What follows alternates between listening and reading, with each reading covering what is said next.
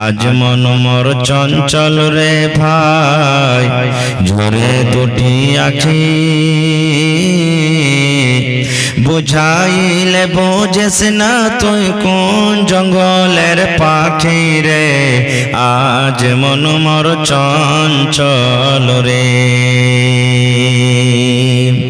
কাঁচা বাঁশের খাট বাঁধিবে শুকনো পাতের ডোর, কাঁচা বাঁশের খাট বাঁধিবে শুকনো পাতের ডোর। এমন করে বাঁধবে রে মন চলবে না তোর জোর রে। আজ মন মোর চঞ্চল রে। বরের পাতায় গরম পানিতে মন তোকে গোসল করাবে। বরের পাতায় গরম পানিতে মন তোকে গোসল করাবে। গোসল করাইয়া মন তোকে কাফন পরাবে রে। আজ মন মোর চঞ্চল রে। কাফন পরাইয়া মন তোর জানাজা পড়িবে। কাফন পরাইয়া মন তোর জানাজা পড়িবে। জানাজা পড়িয়া মন তোকে দফন করিবে রে। আজ মন মোর চঞ্চল রে। মা কান্দিবে বেটার বেটা, বোন কান্দিবে ভাই। মা কান্দিবে বেটার বেটা, বোন কান্দিবে ভাই। পরের পেটে সেও তো কাঁদবে আর তো কেহ নাই রে। আজ মন মোর চঞ্চল রে। ঘরের বেগম সেও তো কাঁদবে আর তো উপায় নাই রে। আজ মন মোর চঞ্চল রে। আজ মন মোর চঞ্চল রে ভাই, ঝরে দুটি আখি বুঝাইলে বোঝেস না তুই কোন জঙ্গলের পাখি রে। আজ মন মোর চঞ্চল রে। নারে থাকবে। কুরসি মনে হয় ঘুটে গেছে, একটা তিরপাল লেসে সাইডে বিছিয়ে দেন। এখন গাড়ি ঘোড়াও আর আসবে না, আশা করছি বিছিয়ে দেন সুন্দর করে। আজকে জলসার যোগ্যতম শ্রদ্ধেয় সভাপতি সাহেব, সামনে বসে থাকা ইসলাম দরদি দিন দরদি ভাই বাবাজিরা, পর্দানাসীন মায়েরা এবং খালারা, সমস্ত তারিফ ও গুণগান সে মহান আল্লাহ তাবারাক ওয়া তাআলার জন্য, যে মহান আল্লাহ তাবারাক ওয়া তাআলা আজকে আমাদেরকে নরম গরম বিছানাকে ত্যাগ করে, এত গরম যে ফ্যানের তলে থাকতে ইচ্ছা করে, এরকম আরামকে ত্যাগ করে এই দিনী কাজে, দিনী জালসাতে, দিনী বৈঠকে একত্রিত হয়ে বসে কিছু বলার ও শোনার তৌফিক দিয়েছেন। তাই আমরা সে আল্লাহর প্রশংসা করি, অন্তর থেকে মুহাব্বতের সাথে জোর করে সকলে পড়েন আলহামদুলিল্লাহ। তারপর আমাদের শেষ নবী হযরত মুহাম্মদুর রাসূলুল্লাহ পড়েন সাল্লাল্লাহু আলাইহি ওয়াসাল্লামের পর অগণন দারুদ শরীফ শান্তির দ্বারা বর্ষিত হোক, আমিন। আল্লাহুম্মা সাল্লি আলাইহি আল্লাহুম্মা বারিক আলাইহি। ভাই মুসলমান, আজকে আপনাদের সামনে আমি আল্লাহর কিতাব কোরআন মাজিদ থেকে দুখানা আয়াত তেলাওয়াত করেছি এবং আল্লাহর নবী মুহাম্মদ সাল্লাল্লাহু আলাইহি সাল্লামের একটি হাদিস পড়েছি। সে আয়াত এবং হাদিসটাকে সামনে রেখে আমি আমার বক্তব্য ইতি করব। ওমা তাওফিকি ইল্লা বিল্লাহ।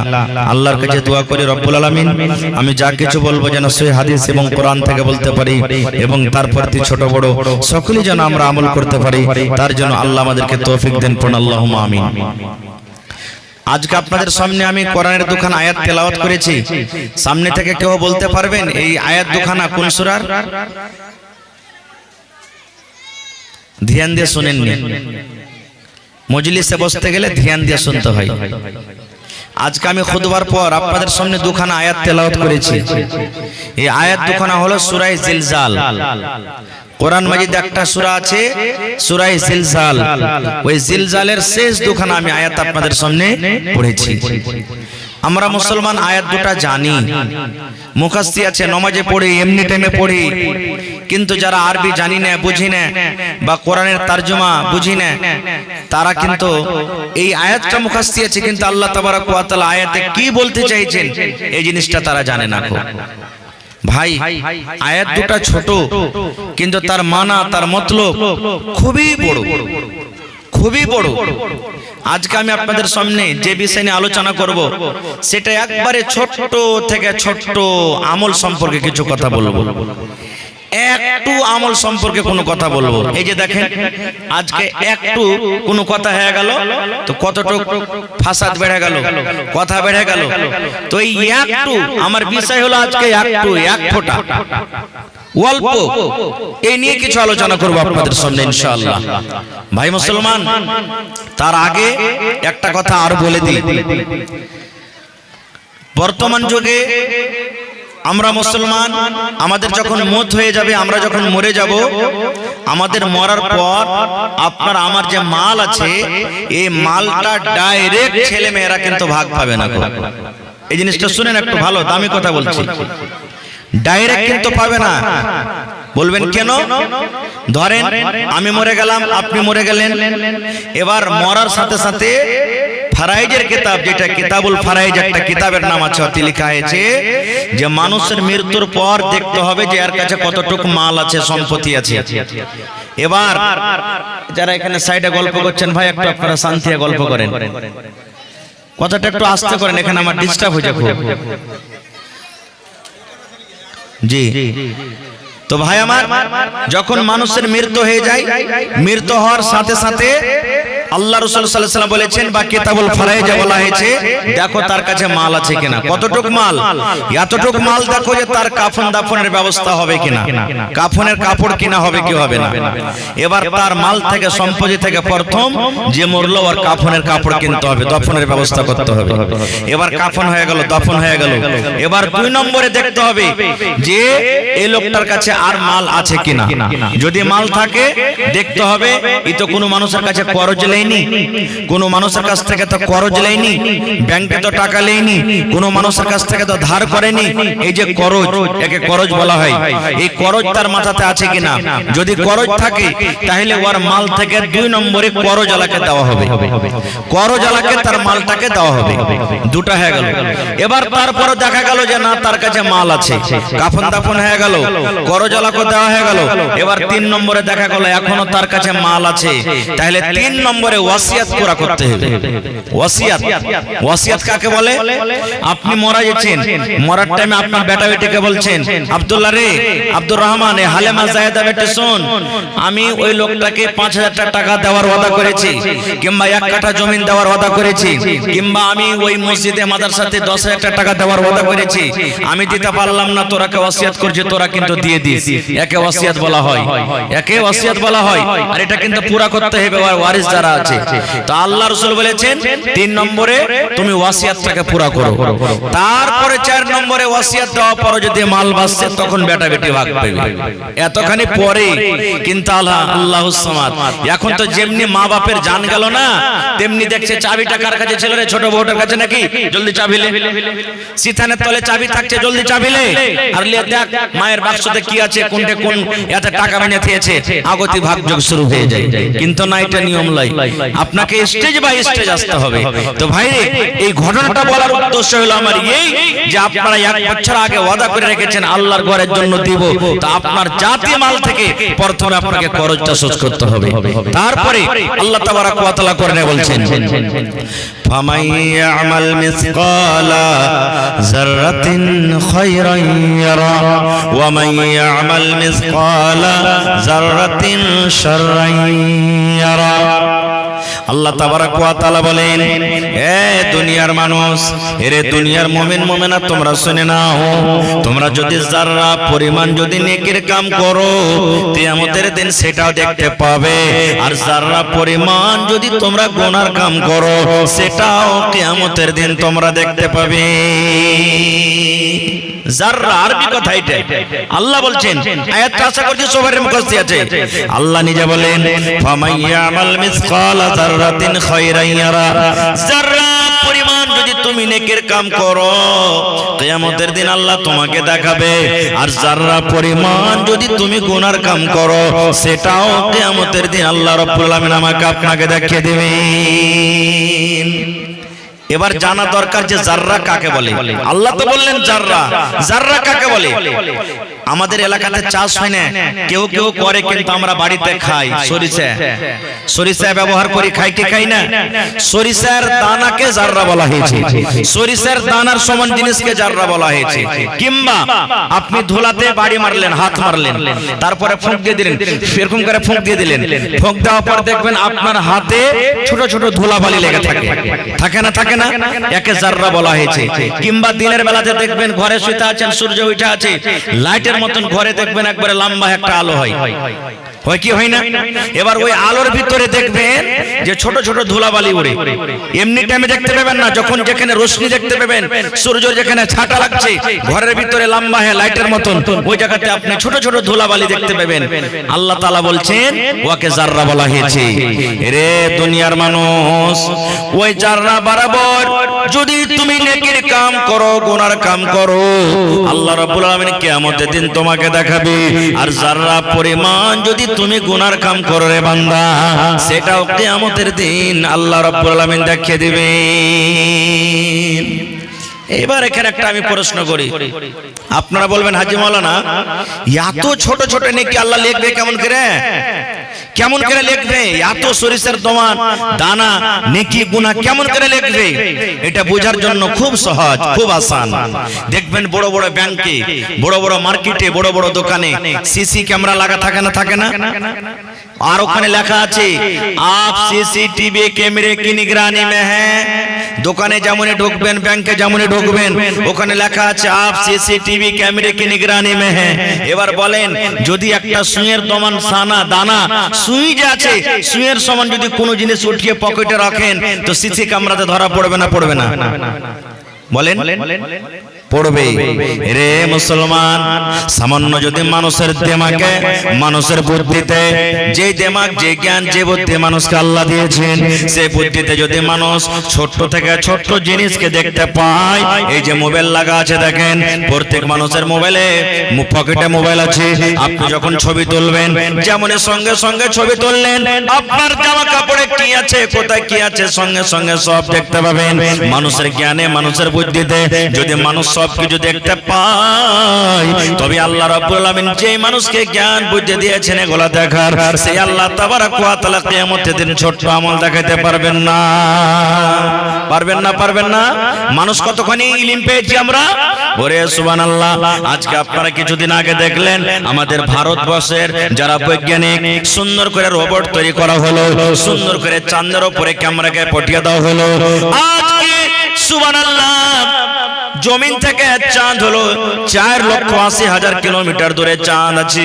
এই জমিন থেকে যদি, এখান থেকে যদি ওখানে রোবট পাঠাতে পারে, ক্যামেরা পাঠাতে পারে, চাঁদের উপরটা কেমন, চাঁদের উপরে কেমন আছে, চাঁদের জমিনটা কেমন, চাঁদের ভিতরে কি থাকে, ওইখানকার যদি ফটো তুলে তুলে তুলে তুলে দুনিয়াতে আমরা দেখতে পাই, তাহলে মুসলমান, আল্লাহ রাব্বুল আলামিন কেন আপনার আমার জীবনের ছোট ছোট আমল কিয়ামতের দিন দেখাতে পারবেন না? এবার বলবেন মাওলানা জি, আমরা ইলম কতখানি পেয়েছি। ওরে আল্লাহ, এই যে মোবাইল বানালছে, এই যে হ্যালোজেন তৈরি করেছে, সুবহানাল্লাহ, যারা এরোপ্লেন তৈরি করেছে, দুনিয়াতে কত রকম গাড়ি ঘোড়া তৈরি করেছে, এই ইলম কতখানি মানুষকে দেওয়া হয়েছে। আল্লাহর নবী একদিন সমুদ্রে একটা সুইকে ডুবিয়ে দিলেন, একটা সুইকে ডুবিয়ে দেওয়া হলো। সুইকে ডুবিয়ে দেওয়ার পর নবীজি সমুদ্র থেকে সুইটাকে উঠিয়ে নিলেন, আর উঠিয়ে নেওয়ার পর সাহাবীরাকে বলছেন, সাহাবীরে বলো তো সমুদ্রের হিসাবে এই সুইয়ের মাথাতে কত কতটুক পানি এসেছে সাহাবীরা? এক ফোঁটা আসবে, সুই ডুবিয়ে দিলেন, উঠিয়ে নিলেন, সুয়ে কতখানি পানি আসবে? এক ফোঁটা পানি আসবে, সব পানি সমুদ্রে আছে। এবার নবীজি সুইটা ডুবিয়ে দিলেন, সুইটা ডুবিয়ে দেওয়ার পর সুইটাকে নবীজি উঠিয়ে নিলেন, উঠিয়ে নেওয়ার পর সাহাবীরা কে বলছেন, সাহাবীরে এই সুইয়ের মাথাতে কতটুক পানি এসেছে রে বাবা? সাহাবায়ে কেরাম বললেন, ইয়া রাসূলুল্লাহ, নদীর হিসাবে, সমুদ্রের হিসাবে এই সুইয়ের মাথাতে মাত্র এক ফোঁটা পানি এসেছে, সমস্ত পানি নদীতে ধরা আছে। আল্লাহ রাসূল বললেন, সাহাবীরে এই মত মানুষের এবং আল্লাহর ইলমে পার্থক্য। সমুদ্রে যত তুমি পানি দেখতে পাও, এতগুলা ইলম আল্লাহ রাব্বুল আলামিন নিজের কাছে রেখেছেন। আর এই এক ফোঁটা সুয়ের মাথাতে যে পানি উঠেছে, এই পানি বরাবর আল্লাহ কিয়ামত পর্যন্ত যত লোক এসেছেন আসবেন, সমস্ত লোককে আল্লাহ ইলম দিয়ে দিয়েছেন। সমস্ত লোককে আল্লাহ ইলম দিয়ে দিয়েছেন। এতটুকু ইলম দিয়েছেন, নবীজি যখন মেরাজ করে যখন চলে এলেন, গমগিন হয়ে আফসোস করে বাড়িতে বসে আছেন, নবীজির চাচা আবু জাহাল নবীকে এসে বলছেন, ভাতিজা আজ নতুন ঘটনা ঘটেনি? বলছে, কি চাচা? বলছে, তোর কাছে জিন মশান কিছু আসেনি? কোনো নতুন খবর দিবি না? নবীজি বললেন, চাচা গো, হ্যাঁ একটা নতুন ঘটনা ঘটেছে গো চাচা। বলছেন, কি রে ভাতিজা? বলছে, চাচা গো, আল্লাহ তাআলা আজকে আমাকে, আমি নবী, জিবরিল ফেরেশতা আমার কাছে পাঠালছিলেন এই মক্কা থেকে নিয়ে। আজকে যে ফিলিস্তিনে যে জায়গাতে লড়াই যুদ্ধ চলে, ওই বাইতুল মুকাদ্দাস ফিলিস্তিনের জমিন আমি গেলাম, সমস্ত নবীরাকে ওখানে নামাজ পড়ালাম, আর ওখান থেকে 7 আকাশের পরে গেলাম, জান্নাত জাহান্নাম দেখলাম। সমস্ত জিনিস দেখার পর আমি নবী আবার এক রাতে মক্কাতে ঘুরে এলাম। আবু জাহল তখন বলছে যে আয় যাকে বেকুব বানাবো। আবু বকর তো সব কথাই হ্যাঁ হ্যাঁ হ্যাঁ করে দেয়, আয় যার কথা তো মানবে না আবু বকর। এটা কি কোনো বিশ্বাস হওয়ার কথা? যেখানে মাস 2 মাস 3 মাস যেতে লাগে, আর এই বেলায় এক রাতে মক্কা থেকে ফিলিস্তিন, আর ওইখান থেকে আবার জান্নাত জাহান্নাম 7 আসমান ঘুরে এসেছে। তখন আবু জাহল নবীর চাচা বলছেন, ভাতিজা আমার সামনে যে কথাটা তুই বললি, এই কথাটা আমি যদি তোর বন্ধু আবু বকরকে ডেকে আনি, তুই বলতে পারবি ওর সামনে? বলছে, হ্যাঁ বলে দেব। বলছে, যা, ঠিক আছে তুই এখানে থাক, আমি ডেকে আনছি। আবু জাহল মনে মনে খুবই খুশি, আই তো আবু বকর কিন্তু আর কথা মানবে না, খুব দৌড়াতে দৌড়াতে চলে গেলেন। যাওয়ার পর তখন বলছেন, আবু বকর চলো তাড়াতাড়ি করে তোমার নবীর কাছে চলো। বলছে, কি হয়েছে? বলছে, আরে চলো তো। বলছে, আরে বলো কি কথা হয়েছে? বলছে, আরে তোমার নবী নাকি এক রাতে মক্কা থেকে বাইতুল মুকাদ্দাস আর ওইখান থেকে 7 আসমান জান্নাত জাহান্নাম সব দেখে এসেছে নাকি? তখন আবু বকর কি বলছেন, নবীর কাছে চলো, ওখানে যাওয়ার পরে আমি বলবো যে কথাটা সত্য কি মিথ্যে। এবার আইলেন, আসার পর এবারে আবু জাহাল নবীকে বলছেন, এ ভাতিজা মুহাম্মদ, আমার সামনে যে কথাটা বলেছিলি, এই তোর বন্ধু আবু বকরের সামনে কথাটা বল। এবার নবীজি বললেন, আবু বকরে, হ্যাঁ সত্য কথা আবু বকর, আল্লাহ রাব্বুল আলামিনের আদেশে আমি নবী এই মক্কা নগর থেকে ফিলিস্তিন গেলাম, ওখান থেকে আমি 7 আকাশের উপরে জান্নাত জাহান্নাম দেখে একই রাত্রে আমি ঘুরে এলাম, যেমন কথাটা বলা। এবার আবু বকর বলছেন, আবু জাহাল রে, তোর মুখ থেকে শুনে আমার বিশ্বাস হয়নি রে আবু জাহাল। তোর মুখে যখন আমি শুনেছি আমি বিশ্বাস করিনি, কিন্তু আমার নবী যখন নিজের মুখে বলে দিলেন, আমি মেনে নিলাম মেনে নিলাম মেনে নিলাম। আমার নবী এক রাত্রে সব কিছু দেখে এসেছেন, যেমন কথাটা বলা। নবীজি একটু মুচকি মেরে হাসলেন, হেসে যাওয়ার পর বলেন, আবু বকর আজ থেকে তোমার নাম শুধু আবু বকর নয়, যখন তোমাকে আজ থেকে লোকেরা ডাকবে, তোমার সাথে এই কথা বলে ডাকবে, তোমার নাম আমি নবী আজকে রাখলাম আবু বকর সিদ্দিক। নারে তাকবীর, সুবহানাল্লাহ। যখন এখানে না পারলে তখন আবু জাহল ফের কি বলছে জানেন, এই মুহাম্মদ তুই ফিলিস্তিন দেখে এসেছিস, বাইতুল মুকাদ্দাস হতে? হ্যাঁ। বলছে, একটা কাজ করতো, কয়টা গেট আছে, কয়টা জানালা আছে, ওর রং কি আছে আমাকে বলতো। দেখেন কেমন ফালতু সওয়াল এগুলা, মনে দুঃখ করবেন না, একটা কথা বলছি, যতটি লোক এখানে বসে আছেন, কেউ ভাইয়ের রিশতাতে আছেন, কেউ শ্বশুর রিশতাতে আছেন, মেলার রিশতাতে এখানে আছেন। যদি আমি একটা প্রশ্ন করে দিই আজকে, যে বাড়িতে যে নিজের নিজের স্ত্রীকে রেখে এসেছেন, আজ কয়টা লোক কইতে পারবেন যে কোন রঙের চুড়ি পিন্ধা আছে, যার সাথে সারা জীবন আপনি কাটছেন? কেউ বলতে পারবেন কি? 1-2টা লোক বলতে পারবেন খুবই তো। কোন ধরনের আজকে ব্লাউজ গায়ে দিয়ে আছে, কোন রঙের শাড়ি পিন্ধা আছে, বলতে পারবেন কি? পারবেন না। কে দেখে বেড়ায় গেলে কাপড় পিন্ধা আছে কেমন ফালতু সওয়াল যে তুই দেখেছিস বাইতুল মুকাদ্দাস ওর রং ঢংটা বাতা জানলা খিড়কি কেমন আছে ওরে সুবহানাল্লাহ এবারে নবীজি কিন্তু পেরেশান হয়ে গেলেন আল্লাহ রে আজকে মনে হয় আবু জাহেলের সামনে আমি অপমান হয়ে যাব নবীজি জিবরিল ফেরেশতাকে ডাকতে বললেন ও জিবরিল রে আমার নবীকে প্রশ্ন করে দেওয়া হয়েছে যেমন প্রশ্ন করে দেওয়া হয়েছে আমার নবীর কাছে উত্তর নাই তাড়াতাড়ি করে তুই যা রে জিবরিল যা আমার নবীর সামনে তুই ওই বাইতুল মুকাদ্দাসের ছবিটাকে আমার নবীর সামনে করে দে আমার নবীকে প্রশ্ন করবি আর আবু জাহালকে আবু জাহাল আমার নবীকে প্রশ্ন করবে আর আমার নবী দেখে দেখে তার উত্তর দেবেন ঠিক জিবরিল আমিন নবীর কাছে এলেন আর ওই বাইতুল মুকাদ্দাসের ছবিটাকে নবীর সামনে করে দাও হলো আবু জাহাল প্রশ্ন করে নবী আমার দেখে দেখে দেখে দেখে সমস্ত উত্তর দেন কেন বললাম ঘটনাটা আগেকার মানুষ এই কথাটা মানত না হ্যাঁ এটা কি কোনো কথা নাকি যে ফটো মসজিদের করে দেওয়া হবে তার সামনে আর নবীজি দেখে দেখে বলবেন কত দূর কেনে যাবেন আল্লাহ কত মানুষকে জ্ঞান বুদ্ধি দিয়েছেন দেখেন আপনার বেটা পাটনাতে থাকে আপনার বেটা দিল্লিতে আছে আপনার ছেলে কলকাতাতে আছে আপনার বেটি শ্বশুর বাড়িতে আছে সুবহানাল্লাহ আল্লাহ রাব্বুল আলামিন মানুষকে জ্ঞান বুদ্ধি এমন দিয়েছেন বিনা তারে বিনা সবকিছুতে ওরে সুবহানাল্লাহ ফোন লাগিয়ে দিলে ভিডিও কলে ফোন লাগিয়ে দিলে যেমন ভিডিও কলে ফোন লাগা 1 মিনিটের মধ্যে আপনার বাড়িতে ফোন ঢুকলো আপনার মোবাইলে ফোন ঢুকলো আপনাকে 5 ঘন্টা 7 ঘন্টা লাগবে পাটনা যেতে কিন্তু 1 মিনিটে আপনার কাছে ফোন ঢুকে গেল আপনার বেটির চেহারা কেমন আপনার মায়ের চেহারা কেমন আপনার বিবির চেহারাটা কেমন কি হালাতে আপনার ছেলেটা আছে কি খানা খেয়ে কোন ড্রেস পরে আছে সব কিছু দুনিয়াতে আল্লাহ রাব্বুল আলামিন মানুষকে জ্ঞান বুদ্ধি দিয়ে দিয়েছেন মানুষ দেখে দেখে সব জানতে পারে দেখতে পায়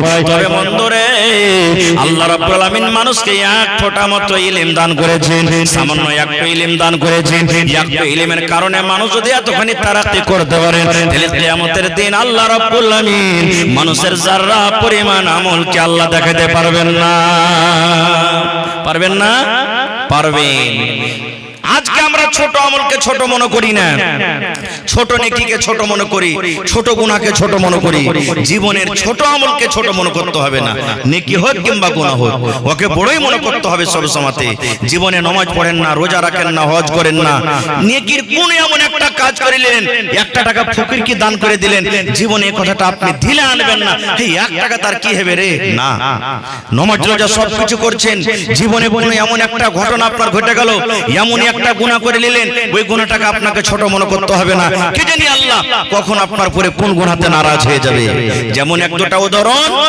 আল্লাহর নবীর জামানাতে একটা মহিলা নামাজ পড়ে একটা মহিলা রোজা রাখে তেলাওয়াত করে জিকির আজকার করে সব কিছু করে সুবহানাল্লাহ কিন্তু একটা বিলাইয়ের উপরে তার রাগ হয়ে গেল বিলাইটা হয়তো তরকারি খেয়েছিল কিংবা দুধ খেয়েছিল বিলাইয়ের উপরে রাগ হয়ে গেল আল্লাহর নবী বলেছেন রাগ করে ওই মহিলাটা একটা বিলাইকে জিঞ্জির দিয়ে দড়ি দিয়ে খুঁটের সোজা বেঁধে দিয়েছে আর ওকে পানি দিল না খানা দিল না বিলাই রে তুই সুখে সুখে তোকে মারবো রে বিলাই তুই মরে যা তুই ধরপড় করে মরে যা তোকে ছেড়ে দেব না দানা দিব না পানি দিব না যেমন বর্তমান যুগে মাছ যদি খেয়ে লাই ডিম যদি খেয়ে লাই ভাত খেয়ে লাই তরকারি খেয়ে লাই মা খালারা রেগে যায় হাতে যা থাকলে চালিয়ে দেয় লাঠি খুঁট বেড়া হাইসা যা থাকে চালিয়ে দেয় ঠিক নবী বলেছেন ওই মহিলাটা নামাজ রোজা সব কিছু করে কিন্তু একটা বাড়িতে বিলাই ওই বিলাইটা কোনো আকাম করেছিল বিলাইটা কোনো দোষ করেছিল ওই বিলাইটাকে একটা জিঞ্জির দিয়ে একটা দড়ি দিয়ে তাকে সুন্দর করে খুঁটিতে বেঁধে রেখেছে তাকে খানা দিব না পানি দিব না শুকিয়ে শুকিয়ে শুকিয়ে তোড়পে বিলাই মরে গেল ওরে সুবহানাল্লাহ আল্লাহ রাসূল বলেছেন উম্মত রে একটা বিলাইকে মেরে দেওয়ার কারণে আল্লাহ রাব্বুল আলামিন তাকে জাহান্নামে ঘোষণা করে দিলেন জাহান্নামে চলে গেল নামাজ রোজা করা সত্ত্বেও সামান্য ছোট্ট গুনাহ মনে করেছে একটা বিলাই মারলে ফের কি হয়ে যাবে বিলাই মারার কারণে ওকে জাহান্নামে ঘোষণা করে দিলেন জাহান্নামের ভিতরে চলে গেল এইজন্য কবি বলছেন कितनी छोटी होने की उसे हल्की ना जान कितनी छोटी होने की उसे हल्की ना जान रब के बख्शिश के लिए कोई बहाना चाहिए জীবনের ছোট আমলকে ছোট মনে করতে হবে না কে জানে আল্লাহ কোন আমলে কখন কাকে বকশিশ দিবে আর একটা